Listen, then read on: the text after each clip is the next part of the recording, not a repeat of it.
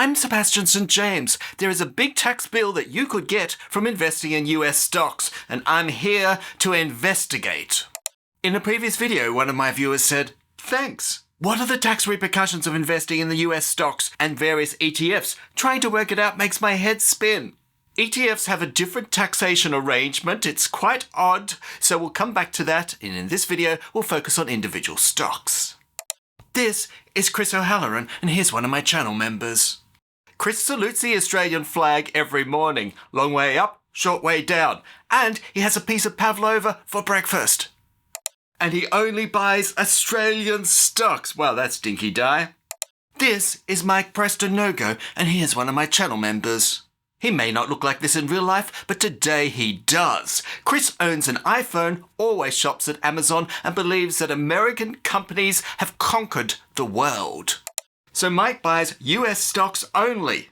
And if you'd like to appear in my stories, you just become one of my channel members. The question is, who pays the most tax? And does investing in Australian shares only actually simplify your tax return?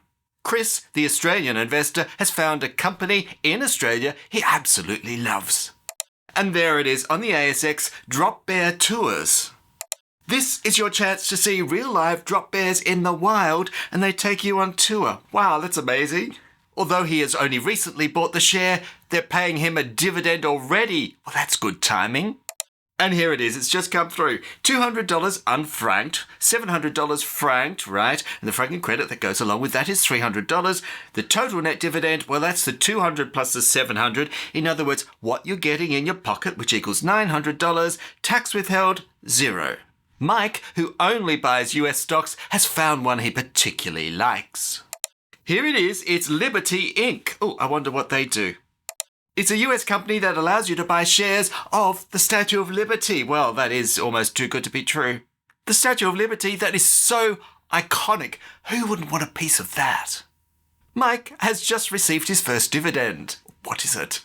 It's $900 US, right? Oh, 30% tax withheld, which is $270, which means he gets what's left over, $630. But hang on, why is there 30% tax taken out? That's not fair. Well, it's because that's what the IRS wants. They withhold 30% from payments such as dividends, which is what Mike has received. But because Mike is one of my channel members and religiously watches my videos, he knows exactly how to halve the amount of withholding tax. Well, that's good for him, but how does he do it? Well, here's a form. It's a W8 Ben form. He fills that in, and then his tax actually gets halved from 30% down to 15%. Well, that's a neat little trick. Which means his withholding tax at 15% is now only $135, leaving him with $765. The question is, for every $1,000 that the company earns in profit and then subsequently pays out in dividends, who actually gets to keep the most amount of money, Chris or Mike?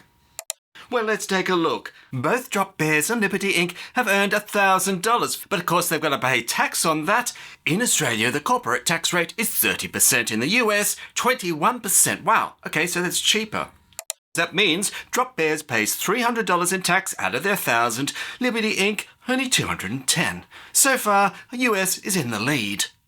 Right, so out of that we pay our dividend, which means for the Drop Bears, there's $700 left over for the dividend, and Liberty Inc. $790, which is higher. So far, the US company is in the lead, but there's a fundamental difference between the way US companies and Australian companies are taxed, and that will make all the difference.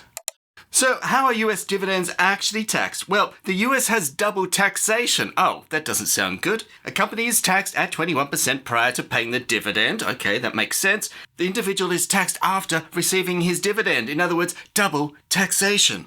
Is that because I'm a foreigner? Do they, hate us? No, that applies to their own citizens as well.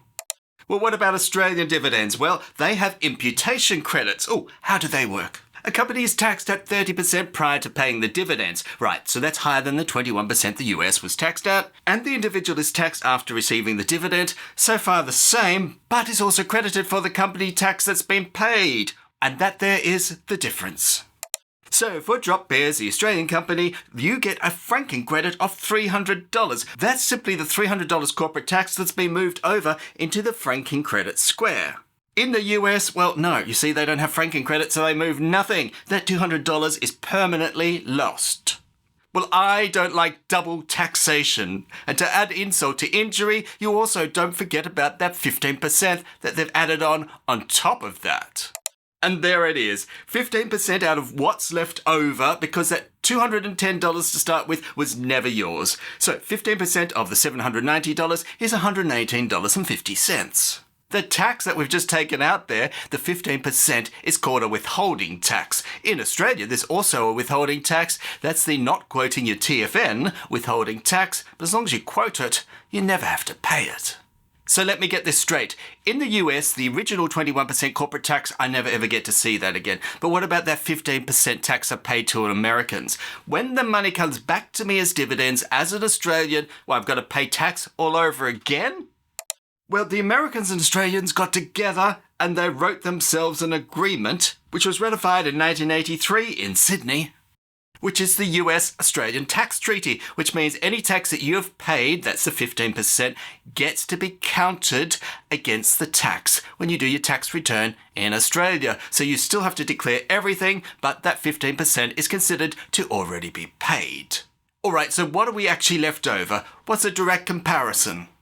With the Australian shares, you're left with $700 out of the original $1,000 earning. You get credited $300. With the US shares, you're left with $671.50 and your tax credit is $118.50. Now, when you declare your tax, you can't just count the money that you got in your sweet little hand. You also have to gross up, add back in the tax that's already been taken out. So if we do that, the $700 plus the $300, we're adding back in the tax, means your grossed up dividend is $1,000. In the US, well, it's $671.50, add back in the $118.50, so the grossed up dividend is $790. So here's the summary. For every $1,000 distributed in corporate profits, in Australia you actually earn $1,000 and you have a tax credit of $300. In the US, out of that $1,000 you earn $790 and you have a tax credit of $118.50. So as you can see, dividends paid out in Australia are actually a lot more tax efficient. So far so good, it's all making sense to me. The only question I have is, how does Shrimp Tanks get so many questions answered? Have a look at the question. Shrimp Tanks has given me a thanks. Oh, okay. Plus, he's one of my channel members. He's the Jump the Question queue, and hence he gets to jump the question queue, which I guess is fair enough. So if you, like Shrimp Tanks, would like your questions to go straight to the top of the queue, and who wouldn't, hit the thanks button and the join button below this video. This is Constantin DA, and here's one of my channel members.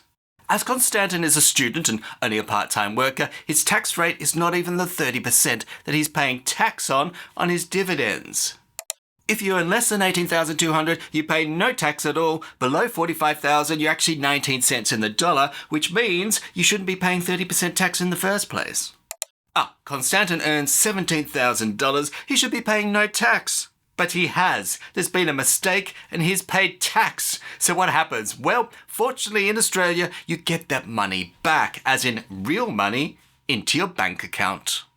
Let's see how much he's owed. Oh, $300. That's the tax he's paid that gets fully refunded to him. What about if he owned American shares? He's still below the tax-free threshold and he's paid that 15% on the way in. Does he get that money back? Well, I'm about to reveal to you the truth. Can you handle it?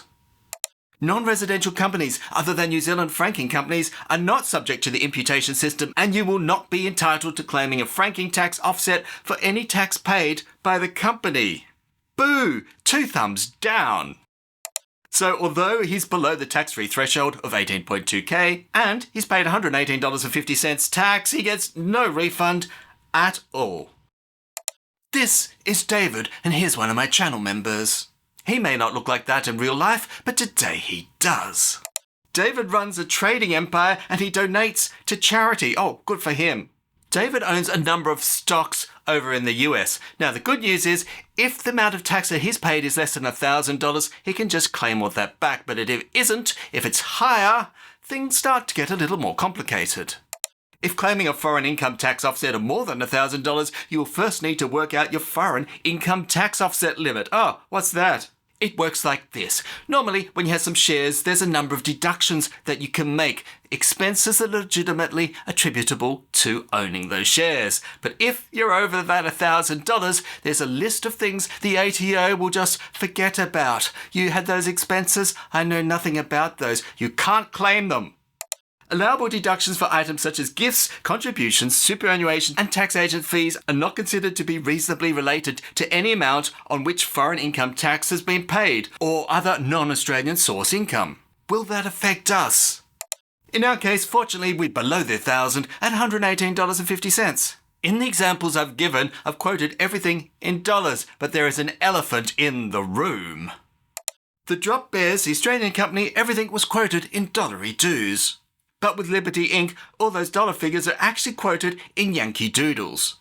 And there's a problem. The Australian Taxation Office does not know how to work in Yankee Doodles. Oh, how limited of them. So what can we do? We need to convert! Oh, I just had a religious experience. Firstly, you need to find out what the exchange rate was on the day that you were paid the dividend. These rates come from the RBA and actually published on the ATO's website. And the US dollars right now is 0.6612. That figure updates once a day, except on weekends when apparently their staff can't be bothered.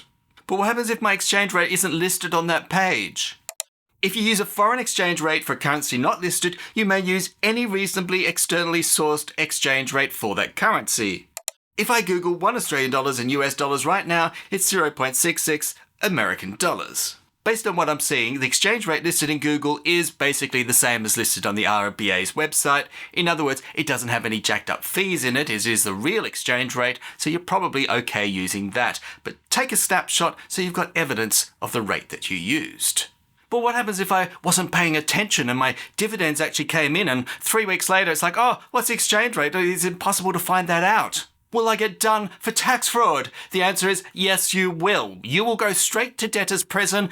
Every morning you'll start off by reading aloud the Australian tax code, and that will be your penance. Or you can go to the ATO's website and grab their monthly figures. Phew, that saved you a lot of work. Those figures are actually a monthly average. Yes, that's how little they care. Incidentally, if things are in Canadian dollars, based on that table, you're out of luck. I have armed you with all the information that you need. Now, how do you go about putting that on your tax return? Here is a tax return for individuals. Wow, that must thrill your soul every time you see it. As much as I love thumbing through the Australian tax return, Sebastian, take me to where I need to fill out those figures. There it is, question number 11, dividends. So, Chris is paying for Australian shares, $200 unfranked, $700 franked, and the $300 franking credits, no tax withheld. Let's fill it in. Unfranked, $200, franked, $700, franking credit, $300, and on the left, tax withheld, 0. These are Mike's dividends, but of course they're all in US dollars, so let's do the conversion. There you go, they're now in Australian dollars. To declare your foreign income, you do so on question number 20.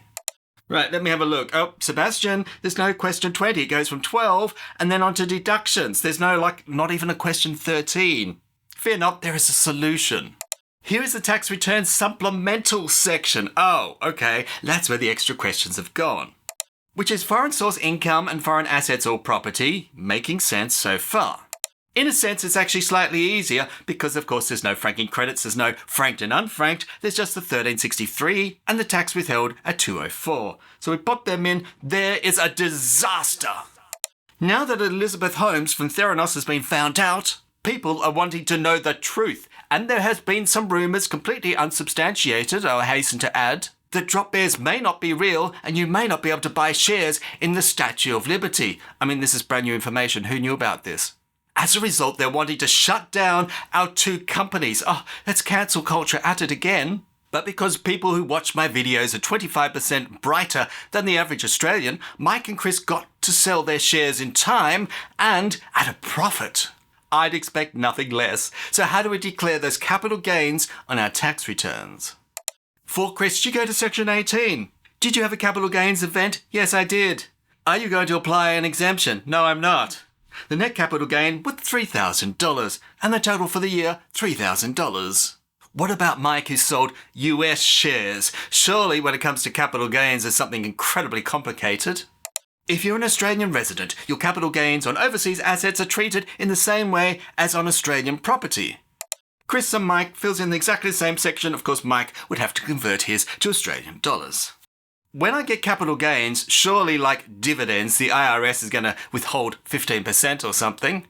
When buying or selling US securities, make sure you fill out your W8 Ben form. If you haven't, 30% of the sale proceed will be withheld. If you fill out your form, it's 0%. Nothing gets withheld. And of course, that is your W8 Ben form there. That's good news, except I forgot to fill out my form and I've paid tax. What happens then? Well, if you make a capital gain that is taxable in Australia and you paid foreign tax on it, you may be entitled to a foreign income tax offset. You now know everything about investing in foreign individual stocks. But the question is, what about if you're investing through ETFs? Well, ETFs are taxed differently, and we'll discover that in the next video on this topic. Did you know that you can get your boss to pay for your car? I can? How? Click here to find out, or if you've seen that, click here.